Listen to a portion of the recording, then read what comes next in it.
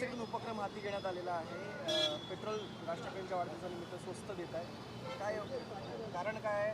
कुणावर टीका करायचा प्रयत्न आहे? नाही, मला असं वाटतं की कोणावर टीका कशाला करायची. आज लोक महागाईने होरपळत आहेत. सरकार त्यांना दिलासा देऊ शकत नाही. आमच्या कुवतीप्रमाणे एक दिवस का होईना लोकांना दिलासा मिळावा.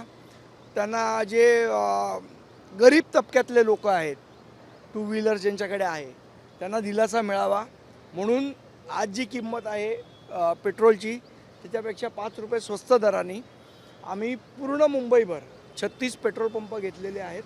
त्या 36 ठिकाणी सगळ्या टू व्हीलर्सवाल्यांना आम्ही 5 रुपये स्वस्त हे पेट्रोल देणार आहोत.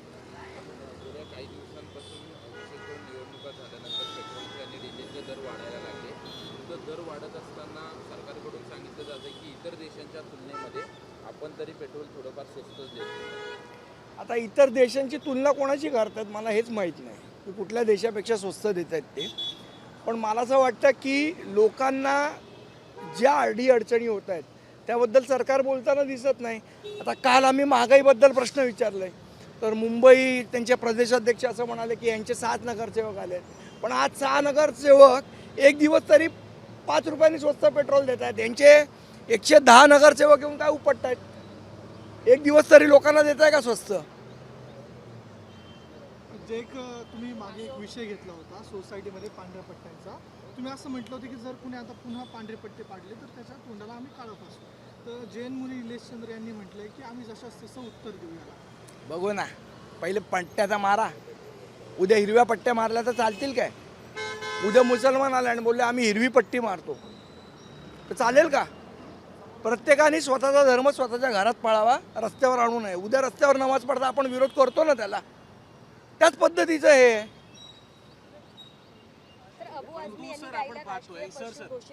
आपण सातत्यानं पाहतोय मुंबईमध्ये जैन विरुद्ध मराठी हा भाग सातत्यानं पेटवला जातोय. भारतीय जनता पक्षाचं कारस्थान आहे. आणि आपण जैन मुली निलेशचंद्र यांचं सुद्धा स्टेटमेंट बघतो. सातत्यानं अशी विधानं केली जर कुठेतरी वाद वाढेल यासाठी काळजी घेतली जाते. मला असं वाटतं जैन मुनींचे जे पाठीराखे आहेत मंगलप्रभात लोढा त्यांनी त्यांना समज द्यावी. आणि हे मंगलप्रभात लोढांचंच कारस्थान आहे. सातत्याने अशा प्रकारे वाद मुंबईत निर्माण करायचा. सर, अबू आझमी यांनी गाईला राष्ट्रीय पशु म्हणून घोषित करा असं सांगितलं. अबू आझमींना माझ्या दृष्टीने काय व्हॅल्यू नाही आहे, त्यामुळे त्यांच्यावर बोलायची गरज. त्यांना कोणी विचारत नसलं काय नाही, ते मध्ये बडबड करतात. त्यांच्याकडे तुम्ही लक्ष देऊ नका. असा प्रकार उघडकीस आलेला आहे की ओआरएसची जी मुदत आहे ती 15 दिवसांची आहे. लहान मुलांना ते दिलं जाते, आरोग्याशी खेळलं जाते लहान मुलांना. मग काय करतायत काय? काल बोलले ना अमित शहा आमचे एवढे नगरसेवक आहेत, म्हणूनच मी म्हटलं एवढे नगरसेवक होऊन उपटतात काय ते महापालिकेमध्ये. मराठीचा मुद्दा आणखी कसा सुद्धा आहे. ज्या प्रसाद पाठक यांनी तो सफेद पांढऱ्या पट्ट्यांचा विषय काढला, एका व्हिडिओमध्ये बोलताना असं देखील म्हणाले मी सध्या ठाण्यात घर घेतलंय, मला घाटकोपरमध्ये परवडत नाही असा विषय नाही आहे. पण घाटकोपरमध्ये घर घ्यायला गेलं तर मला विचारतात किंवा तू नॉनव्हेज खातो का? नॉनव्हेज खात असेल तर मग असं आडनाव वगैरे अडवणूक करतो. प्रसाद वेदपाठकाने आमच्याकडे येऊन तक्रार करावी, आम्ही निश्चितपणे त्याचा सोक्षमोक्ष लावू. त्यांनी काल ट्विट केलेलं आहे की माझी काही लोक पाठलाग करतायत. त्यांनी राज ठाकरे आणि अविनाश जाधव यांना टॅग केलंय त्यावरती. त्यांनी येऊन आमचे लोक त्यावेळेला जेव्हा त्यांच्याकडे गेलेले त्यावेळेला ते असं म्हणाले की आमच्या सोसायटीचा विषय आमचा आम्ही बघून घेऊ. तर आता त्यांना जर काय अडचण होत असेल त्यांनी निश्चितपणे आमच्याकडे मदत मागावी. आम्ही 100% मराठी माणसाच्या पाठी उभे आहोत. एक पॉलिटिकल वेगळा प्रश्न.